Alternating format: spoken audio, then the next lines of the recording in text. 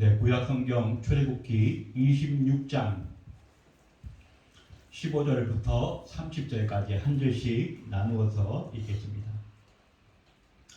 너는 조각목으로 성막을 위하여 널판을 만들어 세우되 각 판의 길이는 10규빗, 너비는 한 규빗 반으로 하고 각 판에 두 촉씩 내어 서로 연결하게 하되 너는 성막 널판을 다 그와 같이 하라. 너는 성막을 위하여 널판을 만들 때 남쪽을 위하여 널판 20개를 만들고 20 널판 아래에 받침 40개를 만들지니 이쪽 널판 아래에도 그 두 촉을 위하여 두 받침을 만들고 저쪽 널판 아래에도 그 두 촉을 위하여 두 받침을 만들지며 성막 다른 쪽, 그 북쪽을 위하여도 널판 20개가 하고 받침 40개를 이쪽 널판 아래에도 두 받침 저쪽 널판 아래에도 두 받침으로 하며 성막 뒤 그 서쪽을 위하여는 널판 6개를 만들고 성막 뒤 모퉁이 쪽을 위하여는 널판 2개를 만들되 아래서부터 위까지 각기 두적 2개로 하여 목도를 이르게 하고 두 모퉁이 쪽을 다 그리하며 그 8 널판에는 받침이 16이니 이쪽 판 아래에도 두 받침이요 저쪽 판 아래에도 두 받침이니라. 너는 조각목으로 띠를 만들지니 성막 이쪽 널판을 위하여 5개요 성막 저쪽 널판을 위하여 5개요 성막 뒤 곧 서쪽 널판을 위하여 5개이며 널판 가운데 있는 중간띠는 이 끝에서 저 끝에 미치게 하고 그 널판들을 금으로 싸고 그 널판들의 띠를 꿰 금고리를 만들고 그 띠를 금으로 싸라. 너는 산에서 보인 양식대로 성막을 세울지니라. 아멘. 예, 계속해서 우리 성막의 구조와 또 그 구조에 담긴 의미에 대해서 시간 살펴보고 있습니다. 우리 구약 성경은 오실 메시아 예수 그리스도를 기록하고 있습니다. 그 중에 이 성막, 이 성전의 모습은 우리 예수님께서 이 세상에 오시는 목적이 무엇인가, 즉 그 구속 사역을 어떻게 행할 것인가에 대한 상징적인 교훈들을 담고 있는 것을 우리는 보게 됩니다. 우리가 지난 시간에 그 성막의 이 지붕 부분이죠. 지금으로 하면 건축의 지붕 부분이지만 그 당시에는 텐트를 4겹으로 쳐라 그렇게 말씀을 하고 있습니다. 그래서 우리가 지난 시간에 4겹의 덮개를 차곡차곡 쌓는 부분에 대해서 살펴보았습니다. 그래서 이 성막의 모든 기구들은 다 조각목으로 만들라라고 명령하신 것에 따라서 그 성막의 안에 들어가는 모든 기구들이 다 조각목으로 만들어집니다. 그뿐 아니라 그 성막을 지탱하게 될 그 벽의 기둥, 뼈대가 되는 부분, 그 부분도 역시 하나님께서 조각목으로 만들라고 말씀하십니다. 지난 시간에 살펴보았지만 이 조각목은 광야 지역에서 나는 볼품없는 수분이 없는 땅에서 자라기 때문에 튼실하게 자라지를 못하는, 때로는 가시와 엉겅퀴도 있는 그런 별볼일 없는 나무입니다. 건축 재료로는 전혀 쓸모가 없는 그런 나무인데 하나님께서 그런 나무를 사용하여 성막의 여러 기구들을 만들라고 하신 것입니다. 오늘의 이 널판도 마찬가지입니다. 우리가 지금 저쪽이 동쪽이고 이쪽이 서쪽이지 않습니까? 그래서 남쪽과 북쪽에 각각 벽을 세우라는 것입니다. 그 벽을 세우는데 그 벽의 재료를 시띠나무, 성경에는 조각목이라고 불렀던 그 나무를 사용하라는 것입니다. 그 판자를 지금 우리가 이 교회는 전체적으로 여기서부터 끝까지 하나의 그 판자로 이렇게 쭉 이렇게 기리게 되어 있습니다만은 이 성막을 지을 때는 조각 판자를 그 길이는 10규빗, 그리고 그 넓이는 1.5규빗, 한 규빗 반 되게 만들라고 하십니다. 이 규빗이라고 하는 것은 지난번에 제가 말씀드린 것처럼 성인 남자의 팔꿈치에서 손끝까지의 거리를 말씀합니다. 그래서 평균적으로 보면 45cm에서 한 50cm 정도 되는 그 길이를 말합니다. 그런데 넓이가 한 규빗 반 되는 그 판자를 20개를 붙여서 한쪽 벽을 만들라, 그렇게 말씀하고 있습니다. 그리고 그 북쪽과 남쪽에 벽을 세우고 서쪽은 6개의 판자를 붙여서 벽을 만들라, 그렇게 말씀하십니다. 그리고 동편에는 이 성소의 출입구가 되어지는 부분입니다. 그런데 이 출입구 부분에는 벽을 쌓지 말라고 하셨어요. 대신에 거기에는 우리가 오후 시간에 살펴보게 되는데 휘장을 쳐서 이렇게 휘장을 통해서 출입할 수 있도록 그렇게 문을 만들라고 하나님께서 명령하시게 되어집니다.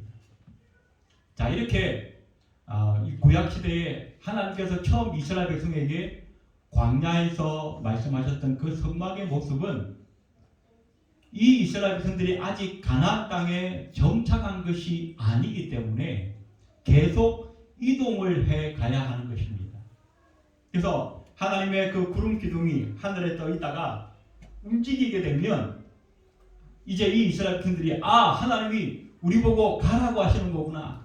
그래서 빨리 짐을 싸서 그 구름이 움직이는 방향으로 가야 하기 때문에 하나님의 예배의 처소가 되는 그 성막도 조립식으로 만들도록 그렇게 하셨습니다. 그래서 이동해야 될 때가 되면 빨리 해체를 해서 다 짊어지고 같이 갈 수 있도록 그렇게 구조를 만드셨던 것을 보게 됩니다. 오늘 우리는 이 벽과 또 그 벽을 가로지르게 했던 그 띠에 대해서 휘장은 오후 시간에 살펴보게 되고 그 벽과 띠에 대해서 그 의미와 그 내용들을 통해서 우리가 몇 가지로 좀 은혜를 나누려고 합니다. 자, 먼저 이 벽을 이루는 48개의 판자들입니다. 제가 처음 말씀드린 것처럼 그 판자들을 무엇으로 만들라 했냐면 하나님께서 광야에 띄엄띄엄 나는 그 조각목을 가지고 만들라. 조각목은 제대로 자라지 못해서 비틀어지기도 하고 또 튼실하게 자라지를 못합니다. 다른 성경에는 가시나무라고 표현하기도 했습니다. 정말 제목으로는 쓸모없는 볼품없는 그 나무를 하나님의 임재가 이루어지는 그 성막의 재료로 사용하라고 하셨던 것입니다. 그리고 통으로 크게 짜는 것이 아니라 한 조각 한 조각을 만들어서 그것을 서로 연결하고 붙여서 하나님의 성막의 벽을 이루도록 하나님께서 말씀하셨다는 것입니다. 이것은 무엇을 말씀하느냐면 이 조각목 하나하나는 바로 성도가 되는 우리의 모습을 상징적으로 나타내고 있습니다. 하나님은 저와 여러분을 부르셔서 예수 그리스도의 보혈의 그 피값으로 인하여서 하나님의 자녀를 삼으시고 하나님의 성전의 교회로 불러주셨다는 것입니다. 그런데 우리가 잘나서 우리가 배운 것이 많고 우리가 뭐 똑똑하고 특별한 능력이 있어서 우리를 부르신 것이 아니라 마치 광야에서 자라는 이 조각목처럼 볼품없고 별 볼 일 없는데 때로는 가시도 있고 상처와 옹이투성인 우리들을 하나님께서 부르셔서 하나님의 자녀로 삼으셔서 하나님의 교회의 일꾼으로 부르셨다는 것입니다. 하나님의 교회 구성원들로 부르셨다는 것입니다. 그런데 여기 중요한 것이 있습니다. 조각목으로 그 기초를 만든 다음에 그냥 그 조각목을 벽으로 쭉쭉 세우라는 것이 아니라 그 조각목을 판으로 짜서 그 판을 금으로 입혀라 라고 말씀하셨어요. 금으로 입혀요. 우리가 예전에 성막의 첫 기초 부분에 우리가 말씀을 나눌 때에 이 조각목을 금으로 싼 것은 우리를 위하시는 주님의 은혜와 사랑을 나타낸다라고 말씀드렸습니다. 우리는 우리 자체만으로는 별 볼품이 없어요. 내세울 만한 것이 없어요. 가시투성이고 상처투성이에요. 그런데 우리를 부르셔서 하나님의 교회 일꾼으로 쓰기 위해서 하나님께서 뭘 하시냐면 우리 주님의 피와 은혜와 사랑을 힘있게 덧입게 하셨다는 것입니다. 예수의 사랑이 아니면, 예수의 보혈이 아니면 우리는 이 자리에 나와서 감히 하나님 앞에 앉아 있을 수 없는 죄인의 존재라는 것을 성경은 우리에게 가르쳐주고 있다는 것입니다. 상처가 많고 죄와 허물투성이인 우리를 주님의 보혈로 덮으셔서 금으로 싸서 하나님의 교회의 널판으로 벽으로 세우시는 하나님의 은혜처럼 우리가 지금 이 자리에 그 은혜로 말미암아 와서 하나님의 교회를 이루게 되었다라고 성경은 말씀해 주고 있다는 것입니다. 그래서 아까 또 말씀드릴 때에 이 성막의 출입문은 동쪽을 향하여 나게 만들었다라고 말씀을 드렸습니다. 이 동쪽은 어떻게 우리가 일반적으로 해가 떠오르는 그런 방향이지 않습니까? 그 모든 의로움의 모든 진리의 태양이 되시는 우리 예수님을 늘 바라보라는 의미가 있다는 것입니다. 예전에 제가 청년 시절에 우리 청년의 주보를 만들 때에 그 주보의 이름을 주바라기라고 지었던 그런 기억이 납니다. 우리 성도들은 늘 주님을 바라보면서 살아야 됩니다. 예배하고 교회에 와 있을 때만 주님 바라보는 게 아니라 우리의 모든 삶 속에서 우리가 학교 생활할 때, 직장 생활할 때, 가정에서 설거지할 때, 빨래할 때, 친구들을 만날 때, 사람들을 만나고 TV를 보거나 잠자는 시간에도 우리는 늘 주님을 바라보는 주바라기가 되어야 한다는 것입니다. 우리가 성경에 보니까 베드로가 무리를 걸었던 인류의 전무후무했던 그런 사건이 있지 않습니까? 그때 어떻게 했어요? 베드로가 주님을 바라봤을 때는 그 풍랑이 있는 갈릴리 바다를 걸어가게 되어졌습니다. 그러다가 어떻게 했어요? 주님으로부터 시선이 잠깐 떨어졌어요. 자기를 보고 파도를 보고 자기의 상황을 보게 되니까 덜컥 겁이 나서 바다에 빠지게 되고 말지 않습니까? 우리의 삶도 마찬가지입니다. 우리가 성령 안에서 늘 주님을 바라보고 살 때에는 우리의 환경과 우리의 형편과 우리의 소유가 모자라고 부족하고 없는 것 투성이라 할지라도 우리의 삶은 힘이 있을 수 있어요. 성령의 힘을 힘있기 때문입니다. 그러나 우리에게 많은 것들이 주어지고 우리가 많은 것들을 소유했다 할지라도 우리의 위치가 아주 높은 자리에 올라갔다 할지라도 우리의 시선이 주님을 바라보지 않는 그 순간에는 우리는 세상으로 빠져들 수밖에 없다는 하는 사실을 우리는 성경을 통해서 보게 되는 것입니다. 두 번째로 오늘 본문에 우리가 보게 되는 것은 그 받침, 조각목으로 만든 그 받침을 그 밑에 촉을 2개 만들려고 했어요. 한 받침마다 촉을 2개씩 만들어서 그 촉을 그 바닥에 있는 은 받침의 구멍에 내서 끼우라고 말씀하셨습니다. 자, 그러면 말 그대로 조립식이 되는 것이죠.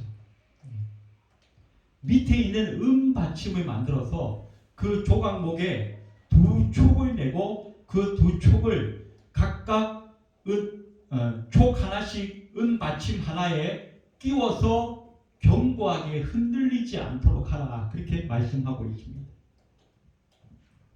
자, 이 은을 그 성경에 보면 각기 한 달란트로 하라, 그렇게 말씀합니다. 한 달란트는 제가 이 사전에 보니까 무려 37kg 정도가 된다고 합니다. 엄청난 무게의 그 은이 밑에 받침대로 각각 자리를 잡고 그 위에 널판으로 벽을 만들어서 그 구멍을 끼워서 흔들리지 않도록 하라. 그런 하나님의 명령이 있었습니다. 자, 그런데 이 은은 무엇을 말씀하는가 하는 것입니다. 이것은 자, 제가 처음에 이 조각목은 하나님의 교회로 부름받은 우리 성도들의 모습이라고 말씀드렸죠. 그런데 이 은의 구멍에 대해서 깍 끼워가지고 흔들리지 않도록 하라고 하나님께서 말씀을 하시는데 그 은은 무엇을 상징하느냐? 우리의 구원의 근거가 바로 예수 그리스도에게 있다라고 하는 사실. 그렇기 때문에 우리의 구원은 값싼 은혜가 아니라 무슨 우리의 어떤 인간적인 어떤 철학이나 인간적인 재능이나 인간적인 논리로 이루어진 구원이 아니라 바로 예수 그리스도의 피값으로 이루어진 구원이기 때문에 쉽게 흔들리거나 변화되거나 취소되거나 없어질 수 없는 확실한 구원이라고 하는 사실을 우리에게 말씀해 주고 있다는 것입니다. 그 은은 너무나 견고하기 때문에 그 광야에서 아무리 바람이 불고 풍랑이 일어도 그 견고하게 그 널판을 굳세게 붙들어서 성막이 조금 더 흔들리거나 무너지지 않도록 붙잡아주는 역할을 했다는 것입니다. 우리의 믿음은 바로 예수 그리스도의 그 보혈에 기초하지 않으면 흔들릴 수밖에 없어요. 그래서 우리의 신앙생활은 그냥 단순한 종교생활이 아니라는 것입니다. 아이고 우리 한국교회 많은 우리 그리스도인들 가운데 우리의 믿음의 기초가 바로 주님께서 우리를 위하여 피 흘려 죽으신 그 십자가에 기초한다라고 하는 이 굳건한 신앙을 가지지 못한, 그래서 이리저리 흔들릴 수밖에 없는 그런 신앙생활을 하시는 분들이 우리 주변에 간혹 계신 것을 보게 됩니다. 여러분, 이 시간에 우리가 이 말씀을 통하여 우리가 확실하게 깨달아야 할 것은 우리의 믿음은 흔들리지 않는 예수 그리스도의 보혈에 기초하고 있다라고 하는 이 사실을 우리는 꼭 기억해야 합니다. 에베소 1장 7절에 보니까 우리가 그리스도 안에서 그의 은혜의 풍성함에 따라 그의 피로 말미암아 구속 곧 죄 사함을 입었다라고 말씀하고 있습니다. 베드로전서 1장 18절에도 너희가 알거니와 너희 조상의 유전한 망령된 행실에서 구속된 것은 은이나 금같이 없어질 것으로 한 것이 아니요 오직 흠 없고 점 없는 어린 양 같은 그리스도의 보배로운 피로 말미암아 이루어졌다라고 성경은 말씀해 주고 있다는 것입니다. 그래서 이스라엘 백성들에게 하나님께서 너희가 가지고 있는 그 은을 다 가져와라 그랬어요. 물론 이 성막의 모든 재료들은 처음에 청색, 자색, 홍색, 배실로 휘장을 짜는 거라든지 또 거기에 많은 금을 입히는 거라든지 거기에 필요한 모든 기구를 만드는데 기본적으로 들어가는 모든 재료들을 하나님께서 이 이스라엘 백성들에게 가져오라 그랬어요. 왜 가져오라 그랬을까요?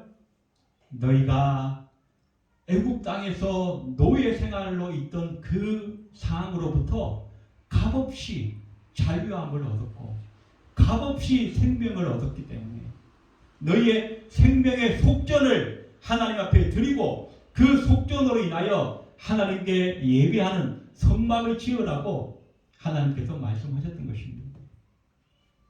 여러분 한번 생각해 보십시오. 수백 년 동안이나 노예 생활을 했습니다. 그들에게는 아무런 자유가 없고 미래가 없고 아무런 소망이 없어요. 그런데 어느 날 하루아침에 하나님께서 모세를 보내시고 그 모세를 통하여 그 당시 최고의 권세를 자랑했던 그 애굽의 왕 바로의 그 욕심을 꺾어버리시고 그리고 모든 이스라엘 백성들에게 하루아침에 자유가 주어졌습니다. 생명의 땅, 자유의 땅을 향하여 이제 나아갈 수 있는 소망이 열리게 됩니다. 그거 하나만 생각해도 이건 너무나 감사한 일이 아닐 수가 없습니다. 더군다나 하나님께서 이 성막을 지을 때에 너희에게 있는 것을 가져오라 그랬는데 그 너희에게 있는 것이 원래는 조상 때부터 하나님께서 이 이스라엘 백성들에게 주신 것이 아니었어요. 그들이 가지고 온 금, 그들이 가지고 나온 은, 여러 가지 보석, 또 우리 성막에 필요했던 여러 가지 해달의 가죽, 물개 가죽 이런 것들은요, 이 이스라엘 백성들이 원래부터 자기들이 소유했던 것이 아니었어요. 어디서 왔어요? 애굽 땅에서 나오던 바로 그날 하나님께서 이 애굽의 모든 사람들의 마음에 심각한 두려움을 주시고, 우리가 저들을 내보내지 않으면 우리 민족 자체가, 온 나라 자체가 송두리째 망하겠구나, 엄청난 두려움 가운데서 내가 이거 너희한테 줄 테니까 너희는 이거 가지고 속히 나가라. 모든 애국 사람들이 그 두려움에 떨면서 자기들의 소유를 다 긁어가지고, 야, 내가 이거 줄 테니까 너희 빨리 좀 나가라. 그렇게 해서 나간 거예요. 그래서 그들이 가지고 왔던 것, 그 모든 것은 어떻게? 애국 땅에서 취하여 온 것들. 그래서 하나님께서 우리에게 뭔가를 요구하실 때에 우리에게 없는 것을 요구하시는 게 아니에요.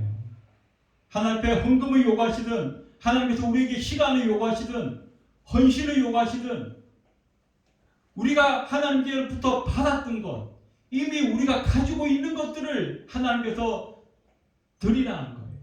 그런데 우리는 늘 그것을 내 것이라고 생각하니까 아깝다.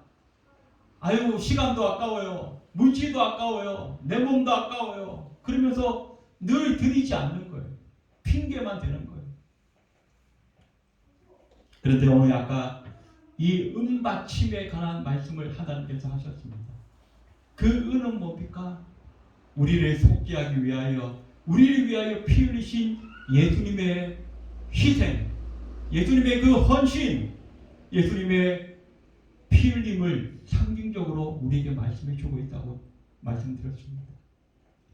그 하나님의 아들이신 예수께서 우리의 구원을 위하여 피 흘리시고 죽으셨기 때문에 그 은이 무게가 있어서 흔들리지 않는 것도 있겠지만, 바로 우리의 믿음의, 우리의 구원의 근거가 예수 그리스도의 보혈에 있기 때문에 우리의 믿음은 흔들리지 않고 취소되거나 변경되거나 할 수 없는 것이라고 성경은 말씀하고 있다는 것입니다. 그래서 이 은, 하나님께 바치라고 했던 그 은은 바로 우리를 위하여 죽으신 예수님의 희생과 헌신을 상징하는 것이라고 성경은 말씀해 주고 있습니다. 디모데전서 2장 6절에 보니까 그가 모든 사람을 위하여 자기를 속전으로 내어주셨다라고 말씀합니다. 죄 없으신 하나님께서 우리 모든 인류의 죄를 위하여 친히 자기를 드리셨어요. 그리고 하나님께서 그 예수 그리스도의 피값으로 저와 여러분을 사셔서 하나님의 자녀로 삼으셨다라고 성경은 말씀해 주고 있다는 것입니다. 지난 시간에 제가 말씀드린 것처럼, 그래서 저와 여러분은 어떻게 해요? 예수님 짤이래. 예수님 짤. 1,000원 주고 사면 1,000원짜리, 10,000원 주고 사면 10,000원짜리라고 우리가 그러지 않습니까? 근데 저와 여러분은 하나님께서 예수님을 주시고 사신 거예요. 그렇기 때문에 저와 여러분은 예수님 짤이라는 것입니다. 고린도전서 6장 20절에 보니까 너희 몸은 너희가 하나님께로 받은 바 너희 가운데 계신 성령의 전인 줄을 알지 못하느냐. 너희는 너희의 것이 아니라 값으로 산 것이 되었으니 너희는 너희 몸으로 하나님께 영광을 돌리라라고 말씀합니다. 저와 여러분을 사시기 위해서 하나님께서 예수님을 통째로 들이셨어요. 그리고 저와 여러분을 사셨어요. 그렇기 때문에 저와 여러분은 이제는 내 것이 아니라 누구의 것이라고요? 하나님의 것이라는 것입니다. 그래서 우리 몸으로 하나님께 영광을 돌리는 것이 마땅하다라고 성경은 우리에게 말씀해 주고 있다는 것입니다.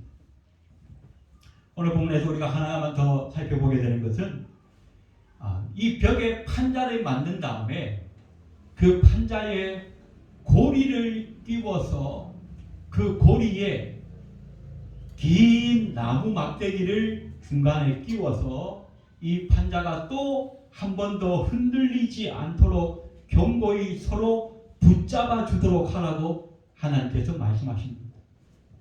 자, 판자에 촉을 2개씩 내어서 그 촉을 밑에 있는 아주 무거운 은의 구멍에 내고 박아서 흔들리지 않도록 하라고 하나님께서 말씀하셨는데, 그것만 하라고 하신 것이 아니라 또 하나 안전장치를 하나님께서 말씀하셨어요. 그게 뭐냐면, 아까 벽을 우리가 통으로 짠 것이 아니라 한 조각 한 조각 20조각을 붙여놓은 거라고 말씀드렸죠. 그 20조각 붙여놓은 다음에 거기에 고리를 만들어서 다시 긴 나무로 꿰어서 서로 의지하면서 흔들리지 않도록 하라는 것입니다. 그 긴 나무, 그 긴 채, 그것이 바로 성경은 우리에게 주신 사랑의 띠라고 말씀을 하고 있습니다.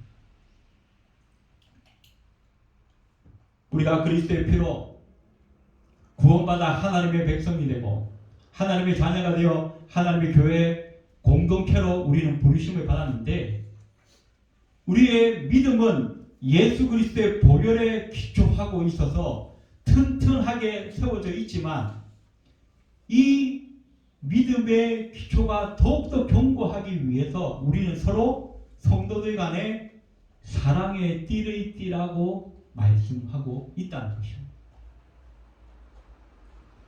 에베소 4장 2절과 3절에 보니까 모든 겸손과 온유로 하고 오래 참음으로 사랑 가운데서 서로 용납하고 평안에 매는 줄로 성령의 하나 되게 하신 것을 힘써 지키라라고 말씀하고 있습니다. 우리가 흔히 이 기독교를 상징하는 심벌 중에 십자가가 있습니다. 이 십자가는 가로와 세로로 세워진 2개의 막대가 이루어진 거죠. 세로의 막대는 하나님과 우리의 관계를 상징적으로 보여주고, 가로의 막대는 성도와 성도 간의 관계를 상징적으로 보여준다라고 말씀하고 있습니다. 그래서 우리의 신앙이 온전한 신앙, 건강한 신앙이 되기 위해서는 내가 하나님만 잘 섬기면 돼, 내가 하나님께 기도 열심히 하고 헌금 열심히 하고 하나님께 봉사만 잘하면 돼, 주변 사람은 신경 쓸 거 없어, 그렇게 하는 것이 아니라는 것입니다. 우리 신앙이 견고해지고 우리의 신앙이 더 장성한 분량에 이르기 위해서는 이웃 간의 관계, 성도 간의 관계도 하나님과의 관계 못지않게 중요하다라고 말씀하고 있습니다. 그래서 하나님께서 성막을 세울 때에 예수 그리스도라고 하는 믿음의 기초 위에 이 널판을 세우게 하셨지만, 그 널판이 조금 더 견고하고 조금 더 안전하게 하시려고 긴 띠를 띄어서 그 널판과 널판이 서로 함께 의지하며 서로 힘이 될 수 있도록 그런 구조로 짓게 하셨다는 것입니다. 바울은 뭐라고 그랬습니까? 우리가 눈에 보이는 형제를 사랑하지 않으면서 눈에 보이지 않는 하나님을 사랑한다라고 하는 것은 거짓말이다라고 말했습니다. 많은 사람들이 이런 이 신앙의 어떤 그 함정에 빠지기 쉽습니다. 나만 예수 잘 믿으면 되지, 나만 하나님 잘 섬기면 되지. 그러나 그 하나님께서 나를 위하여 십자가에 독생자 예수를 보내셨던 그 하나님께서 바로 내가 꼴 보기 싫고 나를 못살게 구고 나를 이빨 가리게 하는 바로 그 사람을 위해서도 여전히 동일하게 주님은 십자가를 지셨다는 것입니다. 봐요. 나를 너무 힘들게 만들어서 아이고 하나님 저놈의 인간 좀 귀신이 잡아갔으면 좋겠는데, 저런 인간은 정말 세상에 없었으면 좋겠는데, 바로 그 인간을 위해서도 우리 주님은 나와 동일하게 십자가를 지시고 피를 흘리셨다는 것입니다. 그리고 하나님께서 이 세상에 오신 목적이 뭡니까? 이 세상을 사랑하사, 우리가 요한복음 3장 16절에 하나님이 이 세상을 사랑하사 독생자를 주셨다라고 말씀합니다. 나만 사랑해서 나만 구원하려고 하나님께서 이 예수님을 보내신 것이 아니라는 것입니다. 모든 인류를 동일하게 구원하시려고. 그래서 우리 교회도 마찬가지입니다. 나만 잘나서 나만 큰 믿음 가지고 나만 하나님께 잘 섬기면 우리 교회가 부흥하겠지. 그거 아니에요. 하나님의 교회는 보잘것없는 조각목들이 하나하나 모여서 널빤을 이루는 것처럼 여러 사람들이 함께 모여서 함께 교회를 이루기를 원하시는 것. 그것이 원래 교회를 향한 하나님의 계획이고 하나님의 설계도였다는 것입니다. 우리가 잘나면 뭐 얼마나 잘났습니까?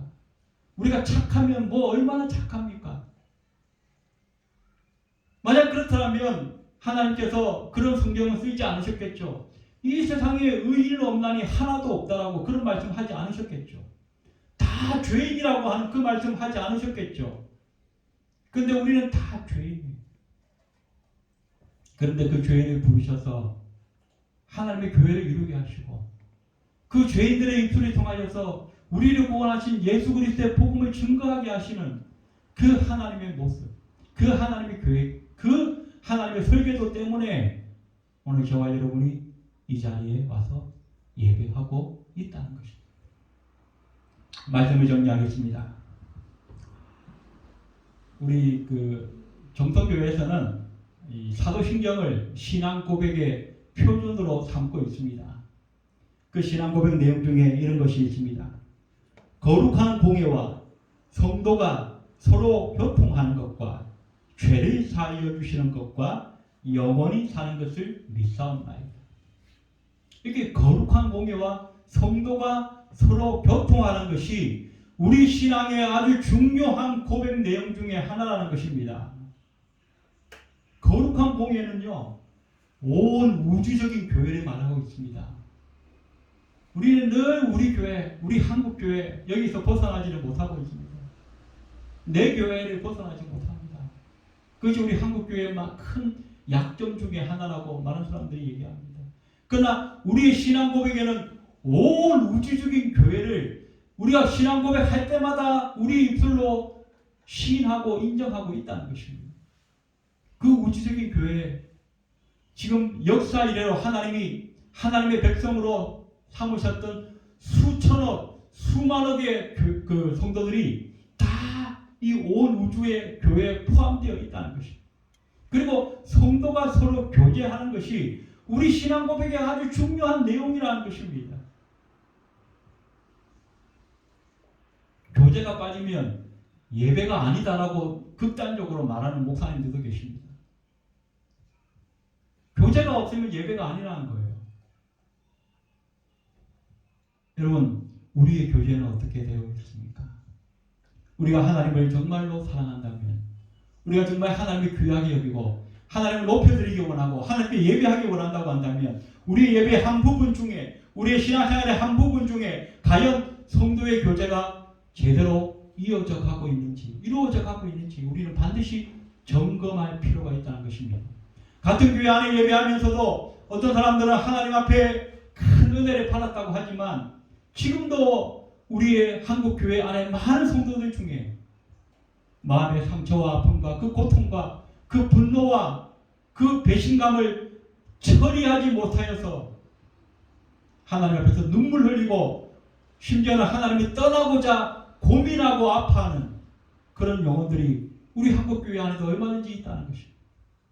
그런 영혼들에 내가 눈길 한번 주지 않으면서 따뜻한 위로의 말 한마디 하지 않으면서 나는 하나님을 잘 섬긴다고, 나는 하나님께 봉사 많이 한다고, 나는 하나님께 큰 상급을 받을 거라고 자랑하고 있다면 예수님께서 책망하셨던 바리새인의 모습으로 우리가 가고 있지 않은지 우리는 반드시 돌아봐야 한다는 것입니다. 십자가는 수직으로만 된 기둥이 아니라 수평을 함께 이루고 있다는 하는 이 사실을 우리는 꼭 기억하셔서 오늘 우리가 이 성막의 구절을 살펴보면서 볼품없고 가시 많고 흠 많은 우리 조각목 같은 우리들을 부르셔서 하나님의 교회를 이루게 하시고 서로 띠를 띠고 서로 힘을 얻게 하신 그 하나님의 교회 안에 그 설계도 안에 우리가 서로 하나님을 높이고 하나님을 찬양하면서 또한 동시에 우리의 이웃 간에 성도 간에 서로 사랑의 교제를 이루면서 함께 하나님께서 기뻐하시는 신앙생활을 할 수 있는 저와 여러분이 다 되시기를 주의 이름으로 축원드립니다. 기도드리겠습니다. 고마우신 하나님, 볼품없는 우리 조각목 같은 우리를 부르시고 예수의 피값으로 구원 얻게 하시고 하나님의 교회 일원으로 부르신 것에 감사합니다. 그것만도 감사한데 사랑의 띠를 띌 수 있는 성도들을 우리에게 붙여주시고 하나님의 사랑을 함께 나누며 함께 찬양하며 함께 경배하며 또한 하나님의 은혜와 사랑을 함께 나누게 하시니 감사합니다. 이 하나님의 설계도대로 우리가 수직의 사랑, 수평의 사랑을 잘 이루어서 주께서 기뻐하실 만한 아름다운 신앙생활이 될 수 있도록 주께서 축복하여 주시옵소서. 예배를 마치고 돌아가는 발걸음 위에도 함께하여 주옵소서. 예수님의 이름으로 간절히 기도드리옵나이다. 아멘.